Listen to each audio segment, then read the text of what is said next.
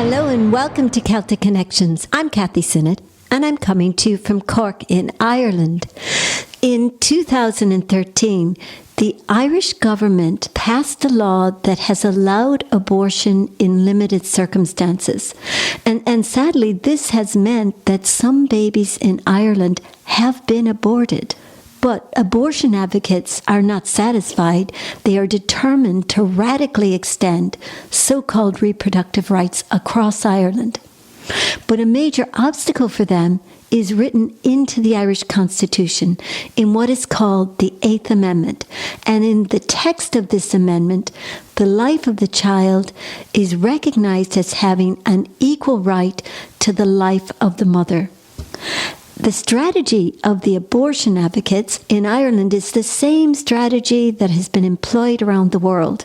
They present so-called hard cases in an attempt to erode pro-life laws. And once exceptions are made, inevitably, abortion becomes the norm.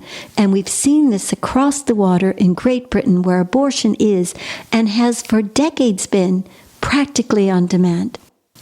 So, what are the arguments being made to remove the Eighth Amendment, which protects babies in our Constitution? Well, these will be familiar to us. They are typically babies with life-limiting conditions, cases where the health of the mother is deemed to be at risk as opposed to the life, and in cases of incest and rape. And so the debate rages on the very biased Irish secular media, which is attempting to soften up the opinion of Irish people in order to allow for these exceptions to abortion. Now, the best way to inform everyone about these so-called hard cases is a good dose of reality. For example, when rape is presented as an exception, let's ask someone who was conceived in rape and survived abortion, not because her mother and those around her necessarily wanted her to live, but because the law in her state, the state of Michigan, at the time she was conceived, prohibited abortion. Rebecca Kiessling is an abortion survivor. She's an attorney in the U.S., and she's a wife and mother of 5 children, one of whom had a life-limiting condition and died at 33 days after birth. She's founder of international pro-life organization called Save the One, which the title refers to the hard case. And Rebecca is visiting Ireland on a speaking tour to talk about her very personal experience of so-called hard cases. Rebecca is a guest of Northern Ireland's pro-life group Precious Life, and she recently spoke at the Dublin conference, Protect and Cherish the Eighth Amendment, and this was hosted by the European Life Network and the Society for the Protection of Unborn Children. So we want to thank Pat Buckley and Liam Gibson for permitting us to record the conference, and Bernie Smith for inviting Rebecca to Ireland and permitting us to broadcast this Rebecca's message for you today. Now, before we hear from Rebecca, a word of caution for parents, because what you're about to hear may not be suitable for your young children. Here's Rebecca's story. Well, I'm very glad to be here. I was adopted nearly from birth, and like many adoptees, for years I dreamed of being able to meet my birth mother. My search began on my 18th birthday, and I was shocked to have been told that door was closed, that I would never have the opportunity to meet her. And that was very difficult for me. It was my information. So I petitioned for what's called my non-identifying information. And when it arrived, it had everything you can imagine about my birth mother except for her name. Her eye color, hair color, height, weight, age, the age of my half-brother and half-sister who were 11 and 13 when I was born, her ethnicity, religious background, occupation, educational level, detailed medical history. And I just hung on to every word. And by the way, it said that she was English, Irish, German, Dutch, and I've since done her family tree, and I did my ancestry DNA, so I really am part Irish. So it's coming back here knowing this information is just wonderful. It also had some information that was very perplexing. For my biological father, all it said was that He was Caucasian and of large build.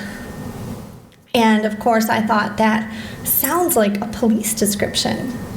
I mean, she couldn't even say his eye color, hair color, nothing. And I thought it over. I mean, what could the possible explanation be? So I called up my caseworker and I asked her, was my mom raped? And she said, yeah. I didn't want to tell you. And I was just devastated. I remember feeling so ugly and unwanted, thinking, who would ever love me?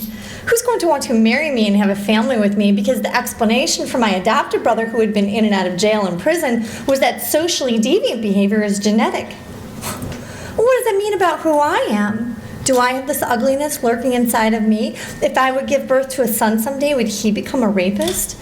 And I really believe that a nice guy wouldn't want to get involved with someone like me. And then, of course, at the same time, I thought about the issue of abortion, because that's what you always hear about, right? Growing up, abortion wasn't talked about a whole lot in my family. When I was 12, my 16-year-old cousin had one, and I recall the discussions being that this was not a good thing. When I was in high school, I remember studying this issue and seeing photos of aborted babies and being horrified. But I didn't look at these images and think, oh, that could have been me. No, I thought it was just some sad story where she couldn't afford to keep me, but abortion doesn't apply to my life, I thought. And then a year after my grandfather had died, when I was about 15 years old, my grandmother just suddenly started sharing this story that when she was pregnant with my aunt, who's the younger of her two children, that my grandfather had told her to get an abortion. And she said, I never loved him again after that. And she'd say, how could they do that? How could they kill the babies? Over and over again for years. And so I learned from her that, okay, so this is definitely a bad thing. I now had to face to the issue. My aunt, who I adored, I couldn't imagine. But I figured I just won't have one. I mean, beyond that, it didn't affect my life. So I didn't give it much more thought until I turned 18, and now all of a sudden it has to do with my very survival. And it was as if I could hear the echoes of all those people who would say, I'm pro-life. Well, except in cases of rape. Or I'm pro-choice, especially in cases of rape.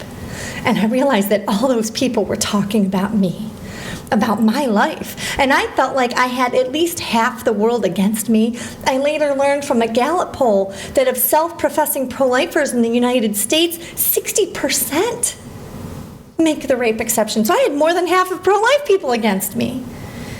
And I felt like I was now in a position where I would have to justify my own existence. That I would have to prove myself to the world that I shouldn't have been aborted and that I was worthy of living. This is Celtic Connections, and you're listening to Rebecca Kiesling, and Rebecca was conceived in rape. Rebecca was speaking in Dublin as part of a pro-life conference to protect the pro-life amendment of the Irish Constitution. And again, a word of caution for parents that this may not be suitable for young children. Here's Rebecca Kiesling.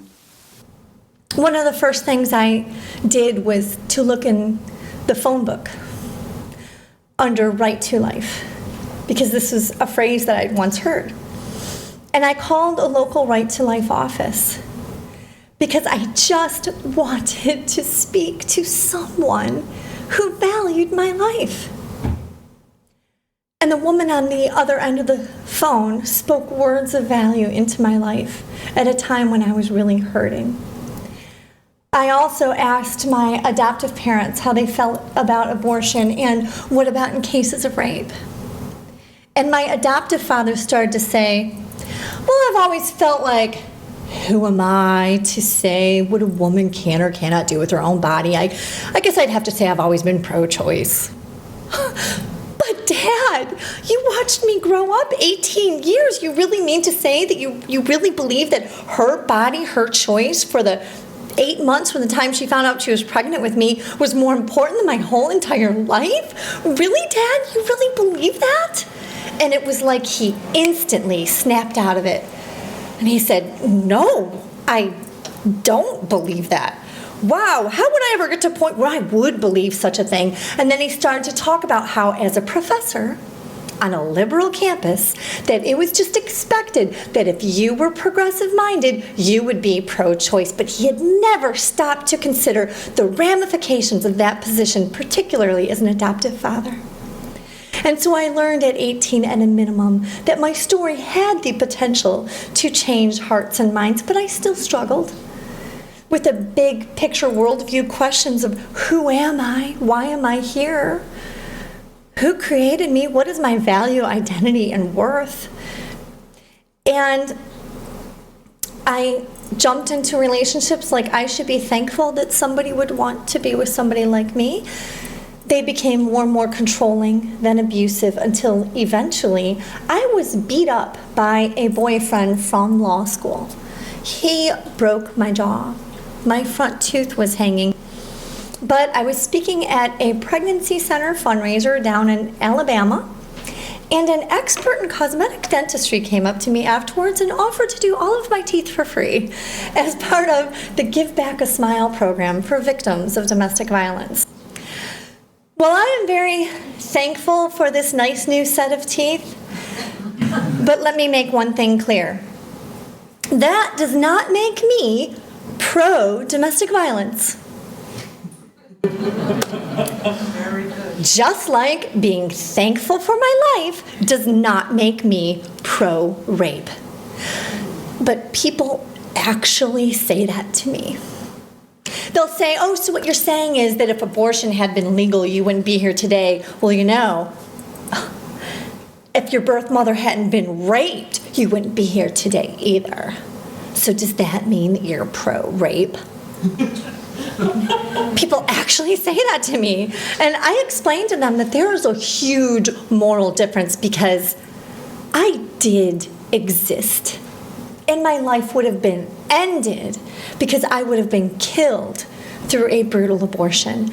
I may not look the same as I did when I was 4 years old or 4 days old, yet unborn in my mother's womb, but that was still undeniably me, and I would have been killed. That is a huge moral difference.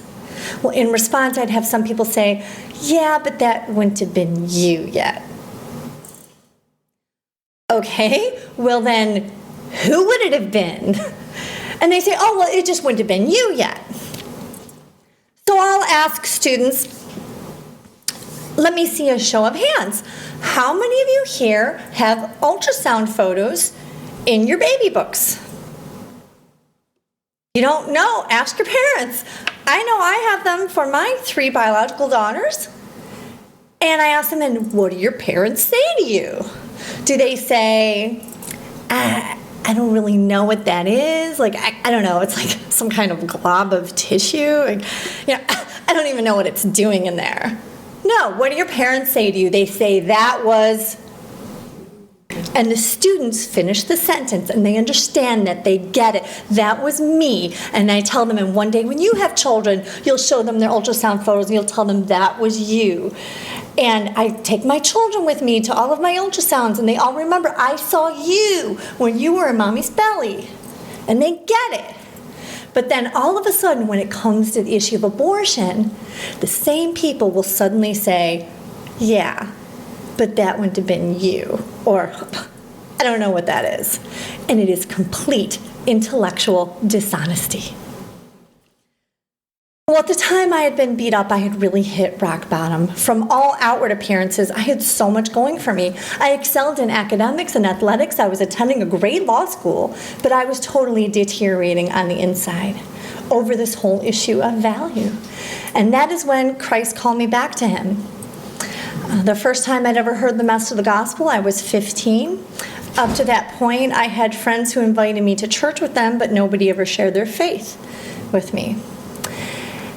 And then a friend invited me in high school to hear a special youth speaker who laid out the message of the gospel. Now, I had never heard this before. Trust me, Jesus is not a popular subject in a Jewish household.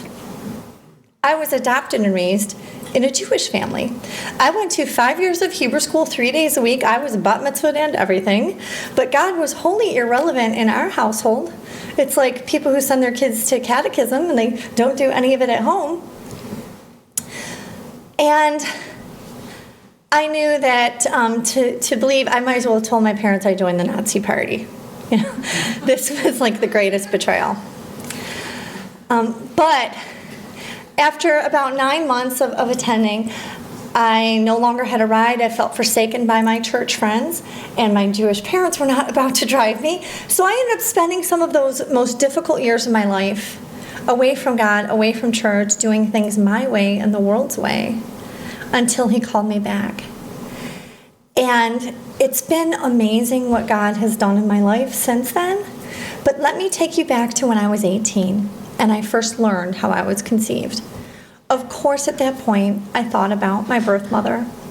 And I thought, she must hate me. So I'd been told by our society. That this has absolutely got to be the worst thing that ever happened to her in her life. She's never going to want to meet me. She probably wanted to abort me. But then again, I had it all figured out that if somehow I could just meet her, and if I could hear that maybe there was some mistake, then again, I could feel good about myself and I could feel safe. Like I wouldn't have to still feel like I was a target. I didn't want to be part of that classification, conceived in rape. You know, who would? So I ended up being one of the first people in Michigan to have a judge allow my caseworker to try to contact my birth mother and see if she wanted to meet me.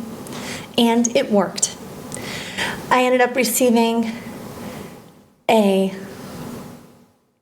beautiful letter.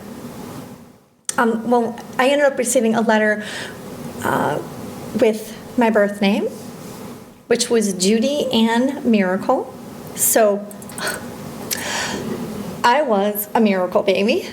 And I thought that was kind of cool. And then it had her name, Joanne, with her phone number. Trembling, I called her up. And she told me that she was sorry to hear that I already knew. But then she proceeded to fill me on horrific details that I was totally unequipped to hear. She is 4'10", really petite. A single mom heading to the grocery store at night, right down the street from her home. The guy jumped out of the bushes with a knife, abducted her. And she went on to describe for me in very graphic detail how he brutally raped her. And that's how I was conceived. And that was so hard to hear for several reasons. First of all, to think that I was conceived out of a truly worst case scenario, I just felt totally worthless, like garbage. Because of people who would say that my life was like garbage, that I was disposable. And then I had to realize that my biological father was a really bad man. She said she had gone to several police lineups and stopped going because she wouldn't recognize his face, but that they knew that this was a serial rapist. And then all these years, I had really dreamed so much of meeting her. I had written poetry about meeting her.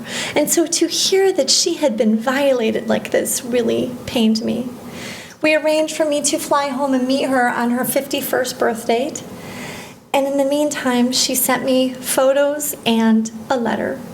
And she wrote, "My dearest Rebecca, hoping by now that the shock of finding out all the details of your birth are forgotten. For that was not reason enough of having to give up something as beautiful as you were. Nothing as precious as a baby, mostly when you go through the 9 months and the birth all alone, feeling like no one loves you. But you were so perfect and pretty. All these years I had nothing of you, nothing saying you were part of me, just the memory of carrying a baby that I hoped one day would try to find her real mother, as I always wanted to know my baby. You were always with me in my thoughts. You were always with me in my heart, mostly in July. It seems like a lifetime, I know. When I was sick 2 years ago, I thought, I would never get to know my little girl. Would you please see if you can get me a copy of the letter you sent to the Oakland County judge? It made me cry. Also, I would like copies of your poems. These are things I would like to read. It's been a long 3 weeks. Looking forward to our meeting. I didn't know how to express my inner feelings. And then she put in caps, "It's so great, big, beautiful. It's always been my dream. I am so happy. I'm crying." And then she wrote in closing, "A love that aided me for 19 years, my daughter at last. With love, your mom, Joanne." That was just all my dreams come true.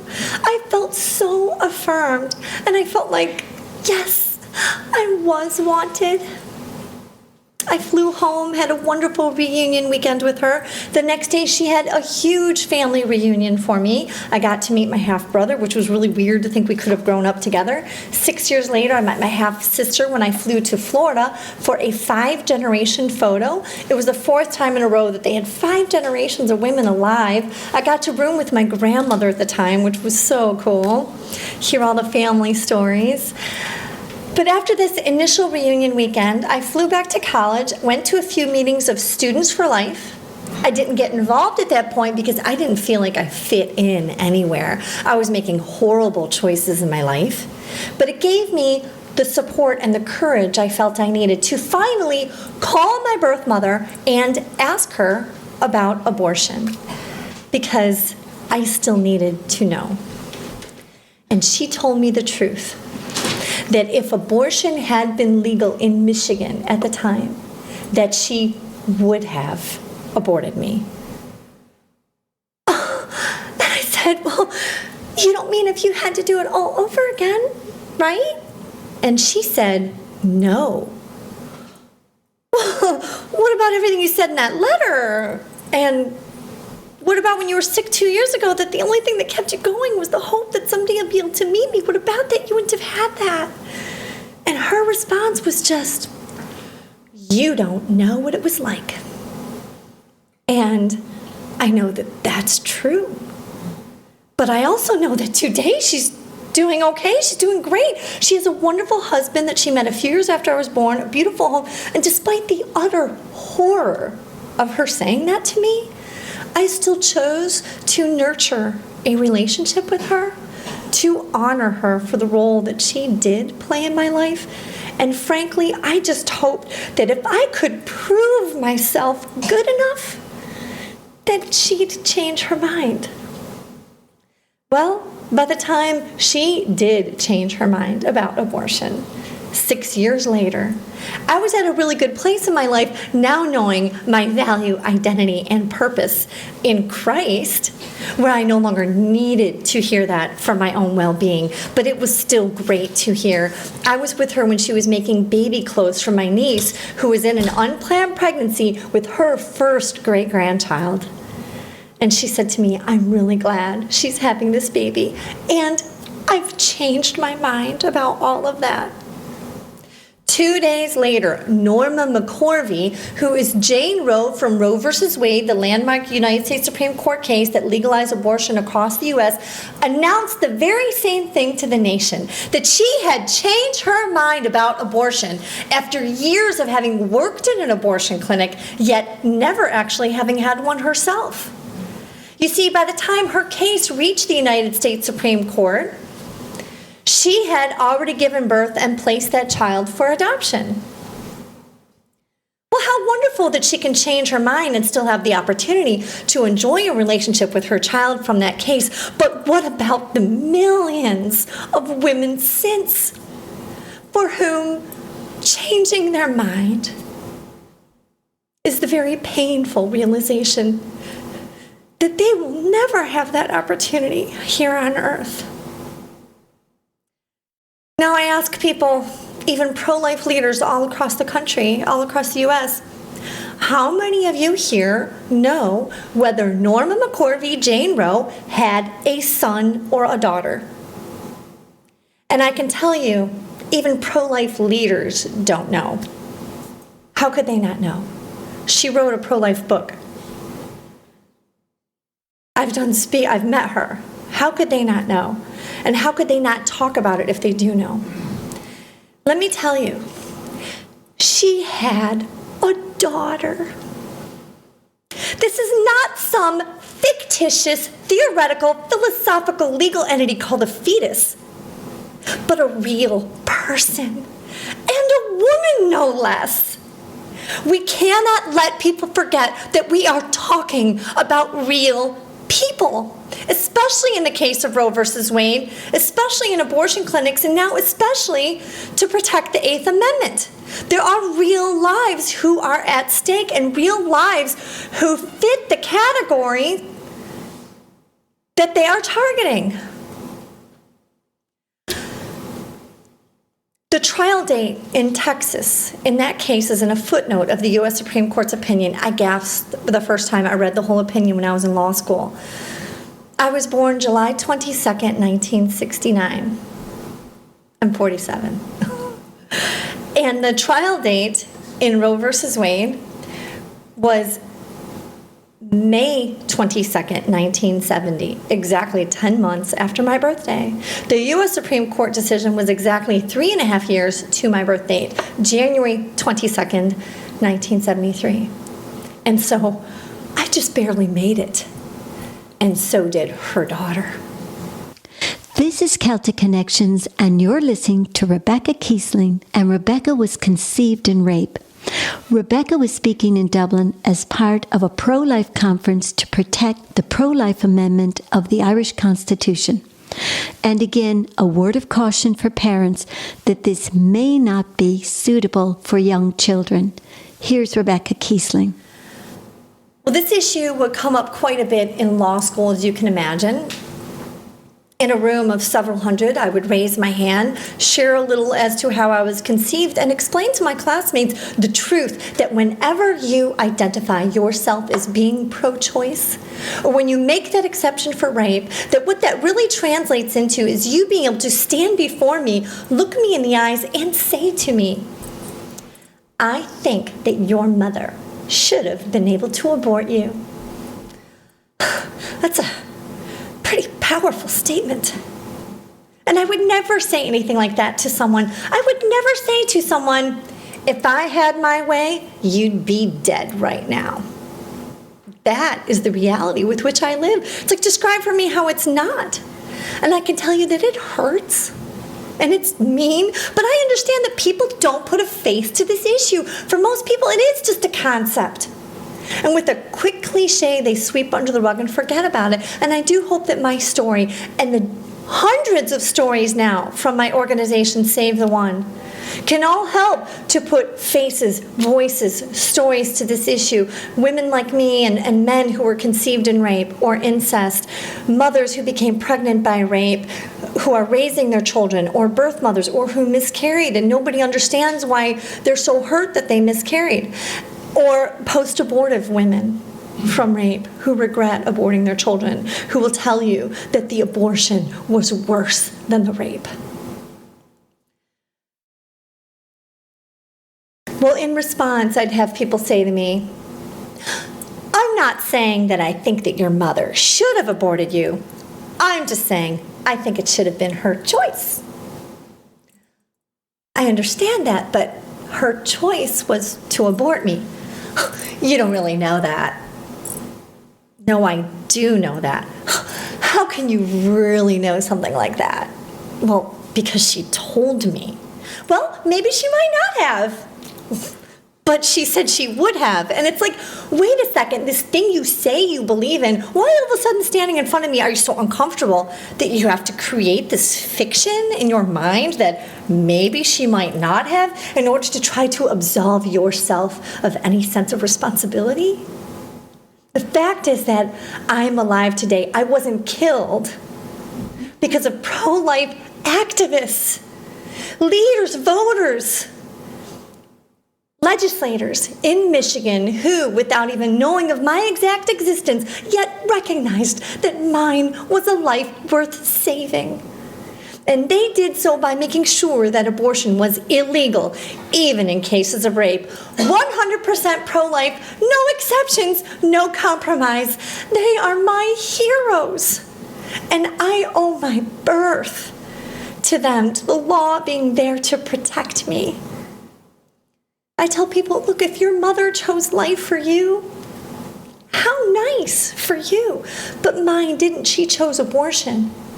And some of us are in need of heroes.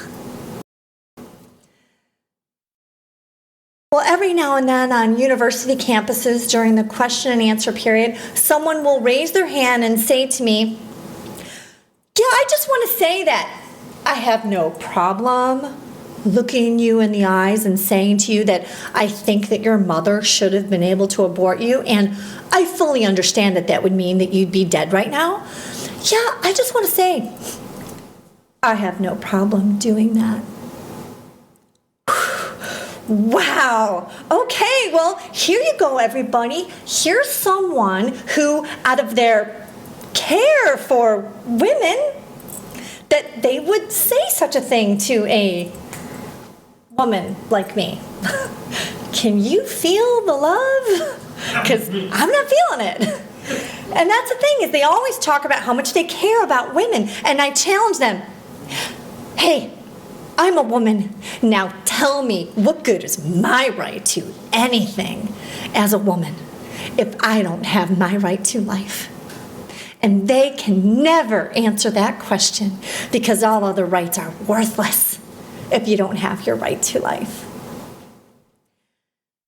Well, my birth mother later shared with me that she actually went to 2 back alley abortions, and I was almost aborted. For the first, she said it was the typical back alley conditions that you hear about as to why she should have been able to safely and legally abort me.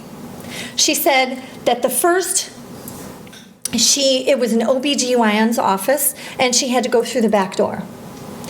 And in his office, much like Gosnell's, I don't know if you heard about that in the United States, it was filthy, deplorable. There was blood and dirt all over the floor and on the tables. And those back alley conditions and the fact that it was illegal caused her to back out, as it did with most women. And then it was once again arranged for her through this network called the Jane Collective, for her to go to a second back alley abortionist that was more expensive. And she was to meet someone at night by the Detroit Institute of Arts, ironically, right next to Cézanne's thinker statue. Someone would approach her, say her name, blindfold her, put her in the back seat of a car, then take her and abort me, then blindfold her again and drop her back off.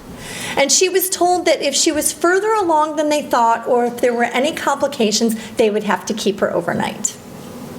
And again, she was terrified for her safety, but the night that she was to abort me, she was prepared to go through with it. My aunt was to drive her. She spoke with this abortion doctor on the phone. She expressed concern for her safety. He called her stupid. And she said, okay, you're going to call me names, just forget it. Well, then he went on to swear at her profusely, and she finally just hung up the phone on him. The next day, he called her back to try to once again talk her into allowing him to take my life for $500. And the same conversation took place, and she hung up the phone.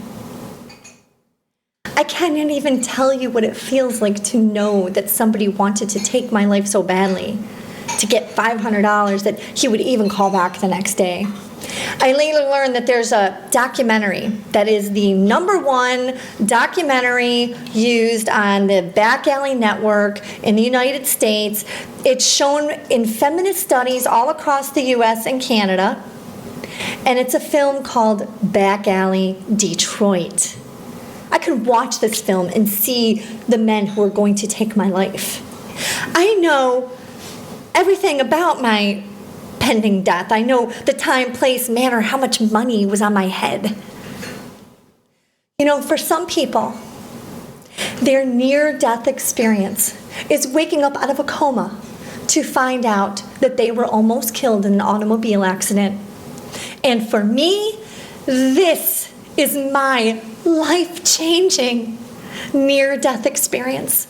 And the fact that I was younger doesn't make it any less real or any less significant. I wasn't lucky. I was protected. Legality matters. And I am so thankful that my life was spared. But a lot of well-meaning people would say to me, you know, God really meant for you to be here.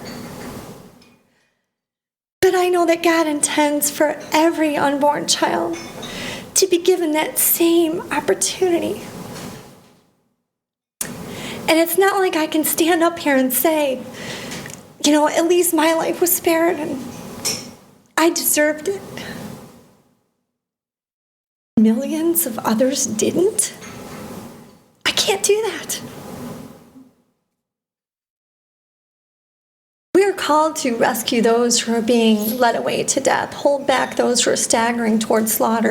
And if you say, but we know nothing of this, does not he who weighs the heart perceive it? Does not he who guards your life know it? Will he not repay each person according to what he has done? That is a pretty strong charge, and each one of us are called to be those rescuers, those heroes for each. Now, sadly, in the United States, you may hear that there's rape exceptions in Congress, like all the time now. I'm from Michigan, where there's never been a rape exception in a single law, and Michigan has passed some of the best laws in the nation on abortion, and none of them have had rape exceptions. All the defunding bills, everything, no exceptions, because Right to Life of Michigan made a decision at their outset that they would not forsake the child conceived in rape. There's a tragic saying amongst the pro-life leadership in the United States that you save the 99 in exchange for the one. They'll say it's the burning building analogy. That wouldn't you save as many as you can while working to save all? They don't. They shut the water off, they send the fire trucks home, and they stand there watching the building burn down with the one inside of it. They never go back to save the one. We've had the Hyde Amendment in place, which is no funding for abortion under Medicaid. That's been in place for 4 decades now. Originally, there wasn't a rape exception, but for the last 22, 23 years, there's been a rape exception, and nobody goes back to close that. It's not even discussed amongst pro-life leadership. And sadly, many of them are more interested in protecting mediocre politicians than protecting the child conceived in rape. And these are all the big names in the United States. Let me tell you, it's bad. And I am so thankful for the leadership here in Ireland and in Northern Ireland who fights like their own life depends upon it. In the parable of the lost sheep, Jesus said, "See that you do not despise any of these little ones." I mean, what an odd thing to say. Who would despise little ones? Well, we get called evil seed, demon seed, rapist child, monstrous child, horrible reminder of the rape. And by the way, when do you ever hear us call, let me ask you, how many of you have heard the phrase rapist child? How often do you ever hear them called the child of a rapist, the child of a rape victim? I mean, that's the reality. And I've challenged people, why did you call me the child of a rapist? Why don't you call me a child of rape? And they'll condescendingly say, well, that is a biological truth, isn't it? Okay, well, it's also a biological truth that I'm the child of a rape victim, but you didn't say that, did you? No, you tried to demonize me by making it sound like, he owns me. We don't call Barack Obama a child of a polygamist. You wouldn't dare say that. But you demonize me. I am the child of a rape victim, and more importantly, I'm a child of God. That is my identity. So we are despised. We're targeted more than any other people group today in the world. My people group is targeted. And then Jesus went on to say, for I tell you, their angels in heaven always look upon the face of my Father in heaven. And then he goes into the whole parable of the lost sheep, how the good shepherd leaves the 99 to save the one.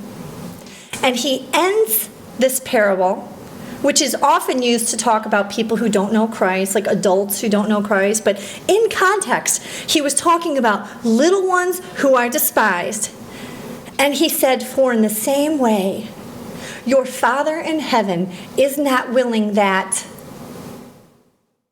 any of these little ones should perish.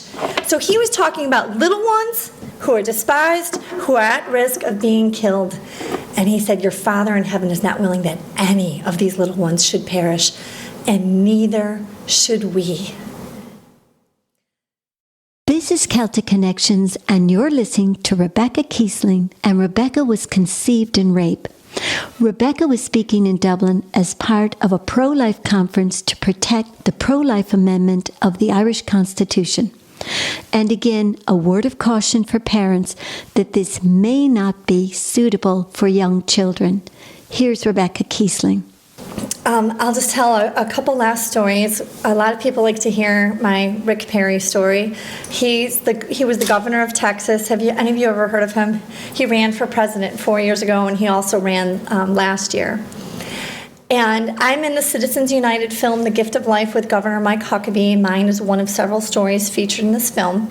And so I had backstage passes to the premiere in glamorous Des Moines, Iowa. It was in between two presidential debates, and so they had 4 presidential candidates speaking at this premiere: Bachmann, Santorum, Perry, and Gingrich. And I went backstage, introduced myself to each. I told them that I'm in tonight's film. I told them I'm a national spokeswoman for personhood. And both Bachmann and Santorum said, oh, I signed the personhood pledge. I said, yes, I know. Thank you so much. It was a presidential personhood pledge. It came out 2 days before. They both signed it right away. It was no exceptions, no compromise pledge. Newt Gingrich and Governor Perry had not signed it because they were both rape exception candidates.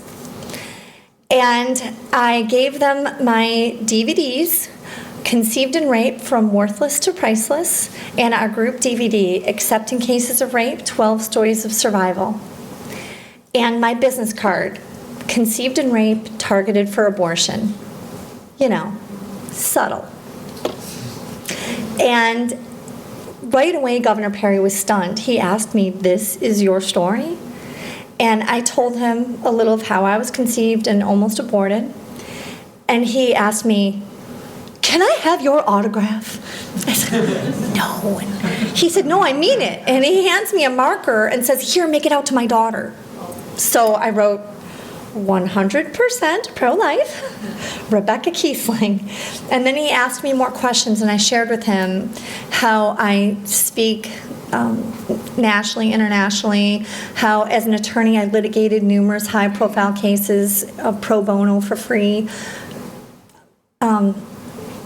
for human life, protecting human life. 2 involved rape and abortion. 1 was the frozen embryo case in Michigan, and 1 was a woman sued for not aborting for breach of contract.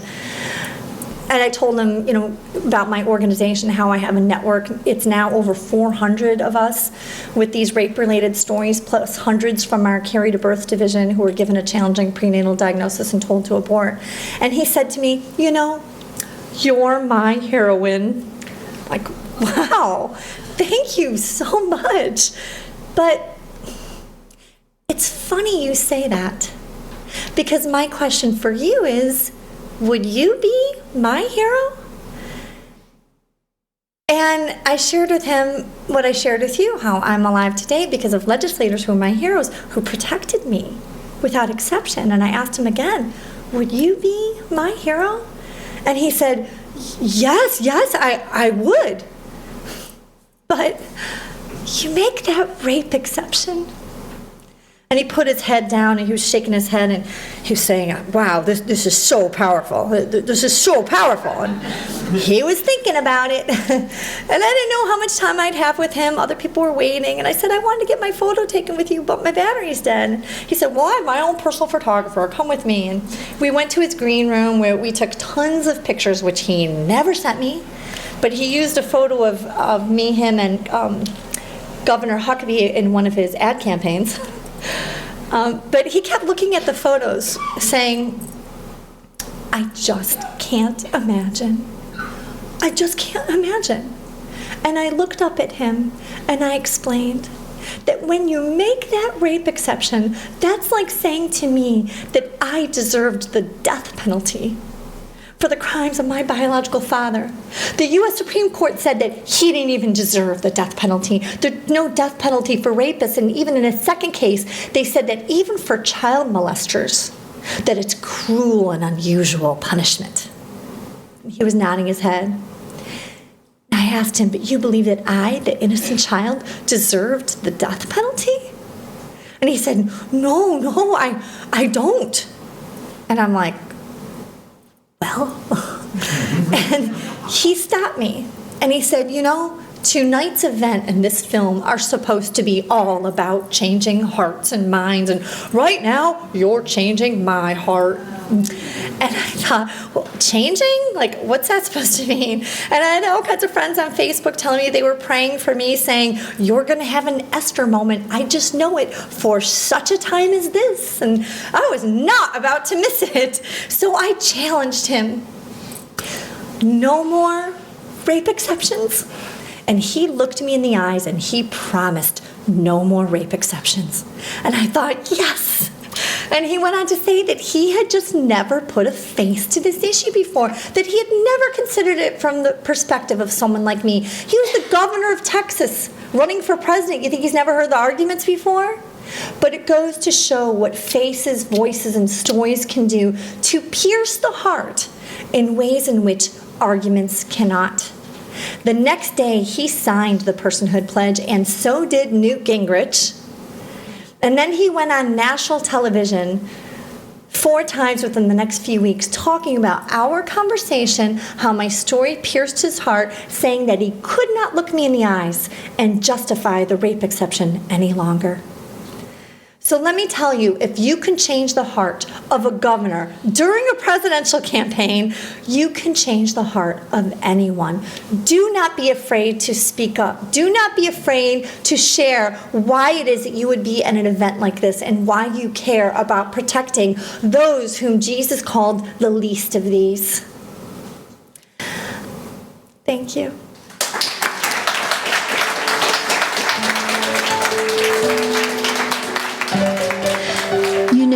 It's difficult to write a song on the issue of abortion, but a friend of ours, Paul Kyle, has done just that, and he's done it very powerfully and thoughtfully.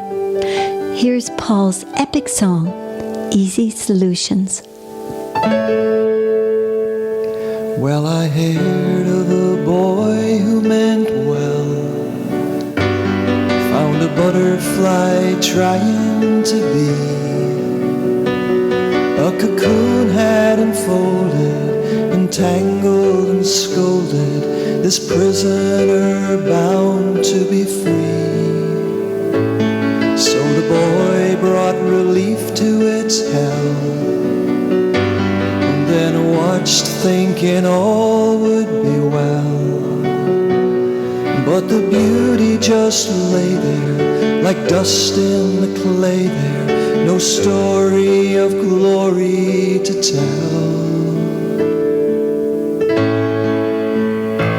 With one wave of his hand, and one breath from his mouth, and one look from his eye, he had come. But that foolish young boy, to know better than God, stopped a life before it had begun. Well, the boy became a man who meant well, found a girl with a child by a whim. Now cocoon she was smothering, I'm too young to be mothering this new life that's forming within. So the man brought relief to this thought, and then watched the poor girl still distraught. Now no heart beats within me, what lie did you spin me? Oh God, you just tore me apart. With one wave of his hand, and one breath from his mouth, and one look from his eye, he had come. But that foolish young man, to know better than God, stopped a life before it had begun. All my life I have tried to escape, to break free from this body of sin. This cocoon which enfolds me, entangles and scolds me, this prison of mortal chagrin. I tried easy solutions to find, but they never brought me peace of mind. How I cursed and I swore, now I cry myself sore. It's my turn to step up to the light. With one wave of his hand, and one breath from his mouth, and one look from his eye, he will come. Say, you foolish old man, to know better than God, stopping life before it had begun. 'Cause I've traveled this world, seeking souls of the poor, and I think that you now must agree. There's a dead butterfly, a dead mother and child, but the poorest of all must be thee.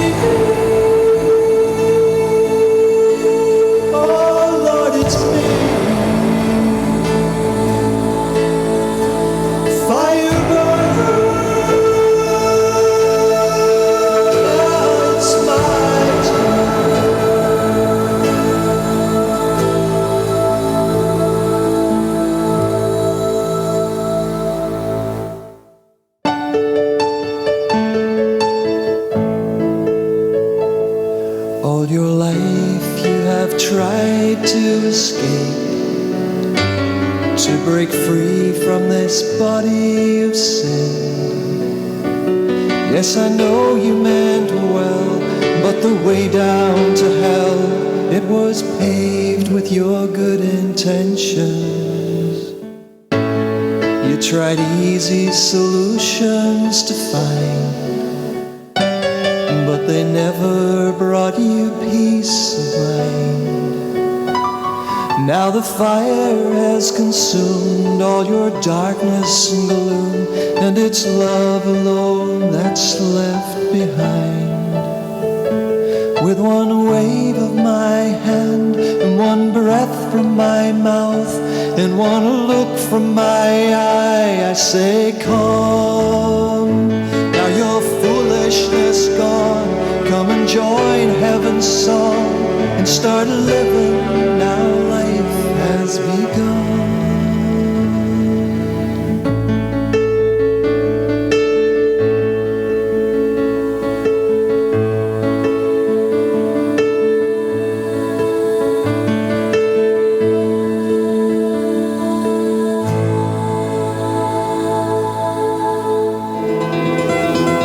You have been listening to Celtic Connections with Kathy Simmons.